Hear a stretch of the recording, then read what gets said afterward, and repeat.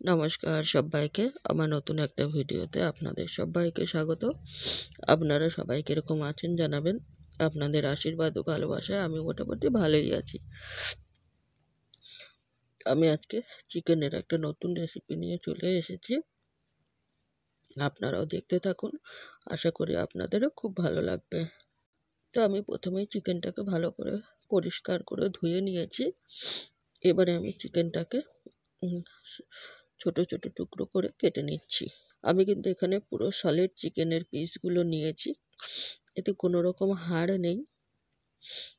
এবার এগুলোকে খুব ভালো করে আমি কেটে নিয়েছি, একদম ছোট ছোট টুকরো করে নিয়েছি।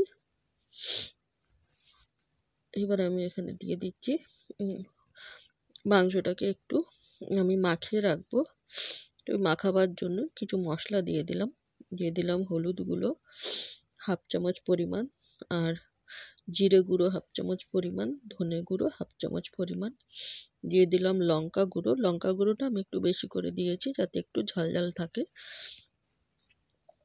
দিয়ে দিয়েছি পরিমাণ মতো লবণ, আর দিয়ে দিলাম এখানে 2 চামচ পরিমাণে অ্যারারুট।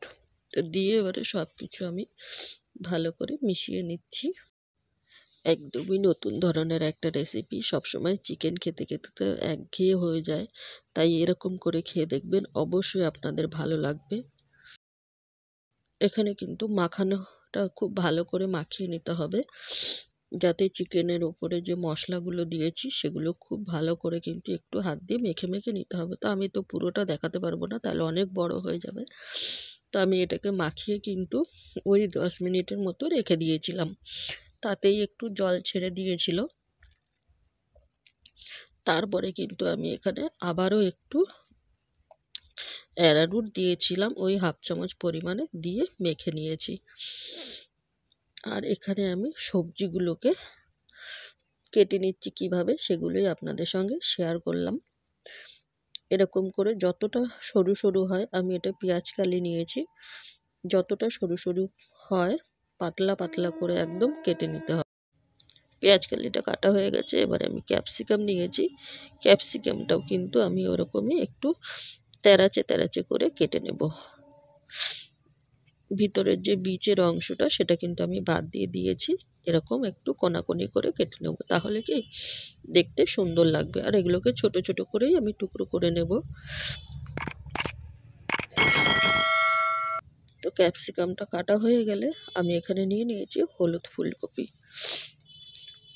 আপনারা হলুদ ফুলকপি কে কে খেয়েছেন অবশ্যই আমাকে জানাবেন। তো হলুদ ফুলকপিগুলোকেও কিন্তু এরকম ছোট ছোট টুকরো করে কেটে নেব। হলুদ ফুলকপিটা আমাদের কাছে একদমই কিন্তু নতুন, ফার্স্ট টাইম খাচ্ছি। আর যে ডাঁটির অংশটা আছে সেটা কিন্তু আমি নেব না, সেটা বাদ দিয়ে দেবো। শুধু ফুলকপির যে অংশটুকুনি সেগুলোকে আমি এরকম ছোট ছোট টুকরো করে কেটে নেব সবগুলোই। এবারে নিয়ে নিয়েছি আলু। আলুগুলোকেও ঠিক আমি একটু তেরাচে তেরাচে করে কেটে নেব, তাতে কি দেখতে সুন্দর লাগবে, তার জন্যই আমি এগুলো কেটে নিয়েছি। আর পেঁয়াজ আর টমেটো কাটাটা দেখায়নি। পেঁয়াজ, টমেটো, ধনেপাতা, পেঁয়াজটাকে একদমই কুচি কুচি করে কেটে নিয়েছি। তো এখানে আমি সব সবজিগুলোকে রেডি করে নিয়েছি। এই যে দেখুন 10 মিনিট পরে কিন্তু ঠিক এরকম একটু জল ছেড়ে দিয়েছে। তো এবারে আমি এখানে আবারও 1 চামচ মতন অ্যারারুট দিয়ে ভালো করে মেখে নিচ্ছি। তো যেহেতু প্রচুর পরিমাণে ঠান্ডা লেগেছে, তাই কথা বলতেও একটু অসুবিধা হচ্ছে। আপনারা একটু কষ্ট করে মানিয়ে নিয়ে শুনবেন, আর কি বলবো। তো এদিকে কড়াই বসিয়ে দিয়েছি, কড়াইতে তেল গরম হয়ে গেছে। এবারে আমি যে চিকেনটাকে মাখিয়ে রেখেছিলাম এগুলোকে আমি দিয়ে দেবো। আর এই কাজটা কিন্তু খুবই আস্তে আস্তে ধৈর্য নিয়ে সময় নিয়ে করতে হবে। গ্যাসের ফ্লেমটাকে একদমই কমিয়ে দিয়েছি, তেলটাকে একটু গরম করে নিতে হবে ভালো করে, নিয়ে কিন্তু গ্যাসটাকে একদমই কমিয়ে দিতে হবে, দিয়ে সময় নিয়ে নিয়ে ভেজে নিতে হবে। আর এই ভাজার সময়তেই কিন্তু চিকেনগুলো পুরো সেদ্ধ হয়ে যাবে। তার জন্যেই একটু সময় নিয়ে, কারণ কি আমরা চিকেনটা কিন্তু খুব বেশি সময় রান্না করব না, তাই ভাজার সময়টাতে খুব সুন্দর করে কিন্তু সময় নিয়ে ভেজে নিলে ওগুলো সেদ্ধ হয়ে যাবে। তো চিকেনের পিসগুলো আমি সব ভেজে নিয়েছি। এরপরে দিয়ে দিয়েছি আলু। আলুটা দিয়ে একটু লবণ দিয়ে দেবো, দিয়ে কিন্তু আমি আলুটাকেও একটু লাল লাল করে ভেজে নেব। সবাইকে অনুরোধ করব, প্লিজ ভিডিওটা কেউ স্কিপ করবেন না, ফুল ভিডিওটা ওয়াচ করার চেষ্টা করবেন। তো আলুগুলো কিন্তু আমি এরকমই লাল লাল করে ভেজে নিব, নিয়ে তারপর তুলে নেব। আর দেখুন আলুটা কিন্তু আমার সেদ্ধও হয়ে গেছে। সব সবজিগুলোই একটু সময় নিয়ে ভেজে নিতে হবে, তাহলে কিন্তু সেদ্ধ হয়ে যাবে। তো আলুটা ভাজা হয়ে গেছে, এরপরে দিয়ে দিলাম ফুলকপিটা। ফুলকপিটাও দিয়ে অল্প পরিমাণে একটু লবণ দিয়ে দেব, যাতে ফুলকপির মধ্যেও লবণটা ঢুকে যায় আর সেদ্ধ হয়ে যায়। ফুলকপিটা কিন্তু ওই মিডিয়াম হিটেই ভাজতে হবে, না হলে আবার একদমই নরম হয়ে যাবে। তখন যখন আমি সবজিগুলো দিয়ে সব কিছু একসঙ্গে রান্না করব, তখন ফুলকপিগুলো একদমই গলে যাবে। তার জন্যে কিন্তু ফুলকপিটা শুধু লাল লাল করে ভাজাই হবে, একদম গলে যাবে না। তো ফুলকপিটা ভাজা হয়ে গেছে, এরপরে আমি পেঁয়াজ কুচিটা দিয়ে দিলাম। এখানে কিন্তু আমি কোনো রকম কোনো গরম মশলা ইউজ করিনি, তাতেই কিন্তু অসাধারণ সুন্দর খেতে হয়েছিল। অবশ্যই এরকম করে আপনারাও বাড়িতে ট্রাই করবেন, একদম নতুন একটা রেসিপি। তো এবারে পেঁয়াজটা একটু ভাজা হয়ে গেছে, এবারে আমি এখানে একটু আদা রসুন বেটে রেখেছিলাম ওই 2 চামচের মতন। আদা রসুন বাটাটা দিয়ে মিক্সির বাটিটা ধুয়ে একটু জল দিয়ে দিলাম। এবার এখানে পরিমাণ মতো মশলাগুলো আমি দিয়ে দিচ্ছি। দিয়ে দিলাম 1 চামচ পরিমাণে হলুদ গুঁড়ো, হাফ চামচ জিরে গুঁড়ো, হাফ চামচ ধনে গুঁড়ো। লঙ্কার গুঁড়োটা একটু বেশি পরিমাণেই দেব, একটু ঝাল ঝাল হবে এটা। তো আমি ওই 2 চামচ পরিমাণে লঙ্কার গুঁড়ো দিয়েছি, আর দিয়ে দিলাম পরিমাণ মতো লবণ। লবণটা কিন্তু অবশ্যই বুঝে দিতে হবে, কারণ কি আমার সব জিনিসগুলোর মধ্যেই কিন্তু লবণ দেয়া আছে। এবারে আমি যে সবজিগুলো রান্না করব বা একটু জল দেব, টমেটো দেব, তার জন্য আমার যতটুকুনি লবণের পরিমাণ ততটুকুনি কিন্তু লবণ দিতে হবে। এবার আমি টমেটোটা দিয়ে দিয়েছি, দিয়ে কিন্তু খুব ভালো করে কষিয়ে নেব। আর দিয়ে দিলাম একটু মিষ্টি। মিষ্টিটা কিন্তু একটু বেশি পরিমাণে দিতে হবে, যাতে চিকেনটা হালকা একটু মিষ্টি মিষ্টি লাগে। খুব বেশি মিষ্টি কিন্তু বোঝাও যাবে না। আমি যেহেতু আমার এখানে ওই 250-300 গ্রাম মতন চিকেন ছিল, তো বুঝতেই পারছেন কতটা। আমি কিন্তু ওই 1 চামচ চিনি দিয়েছি, তাতে কিন্তু মিষ্টি একটু বুঝতে পারিনি, কিন্তু মানে টেস্টটা খুব সুন্দর ব্যালেন্স হয়েছিল।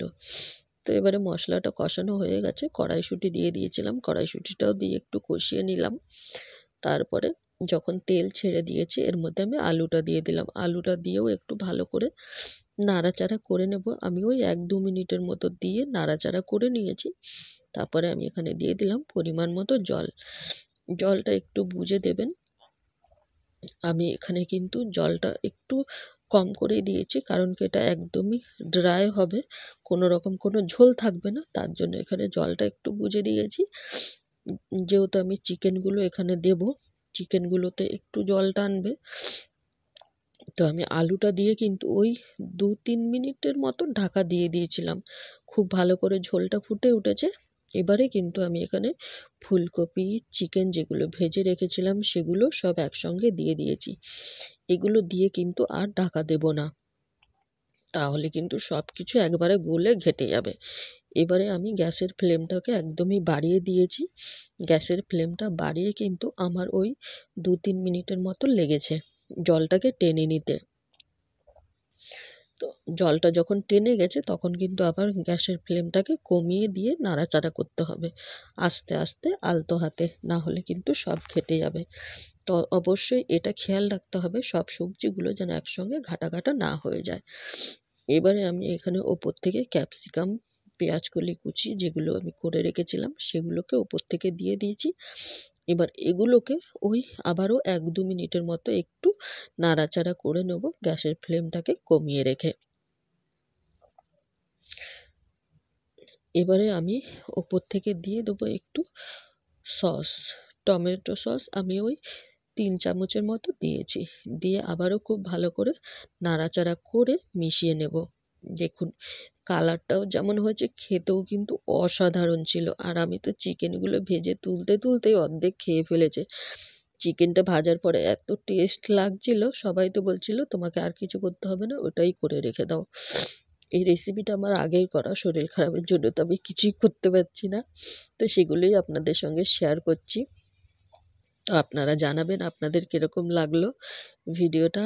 অবশ্যই যদি আমার ভিডিওগুলো ভালো লাগে অবশ্যই একটা লাইক, কমেন্ট, শেয়ার, চ্যানেলটাকে সাবস্ক্রাইব করে আমার পাশে থাকবেন। আর নতুন পুরনো সকল বন্ধুদের অনেক অনেক অনেক ভালোবাসা আমার পাশে থেকে এতটা সাপোর্ট করে যাওয়ার জন্য।